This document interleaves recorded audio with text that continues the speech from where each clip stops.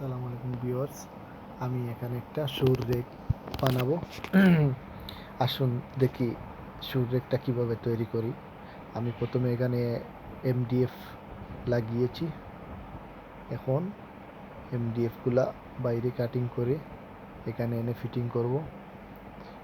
Fitting করা শেষ এমডিএফগুলো। এখন আমি পেইন্ট করব। পেইন্ট করে গ্রে কালার পেইন্ট, কাস্টমার বলেছে এখানে গ্রে কালার পেইন্ট করার লাগে। গ্রে কালার পেইন্ট করে এগুলো এখন আমি শুর রেকগুলা বরাবর নিশান দিয়ে রেখেছি।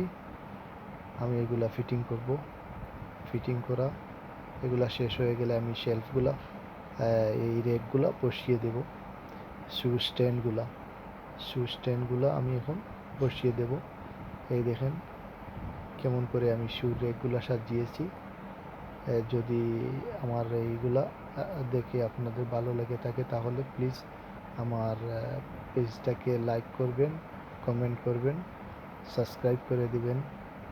ইনশাআল্লাহ আরও নতুন নতুন কাজের ভিডিও আমি আপনাদেরকে আপলোড করব, আপনারা দেখবেন।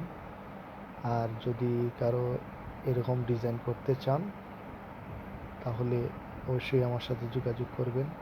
দেখেন ভিউয়ার্স, ভালো লাগলে প্লিজ লাইক, কমেন্ট, শেয়ার, একটা সাবস্ক্রাইব, বেল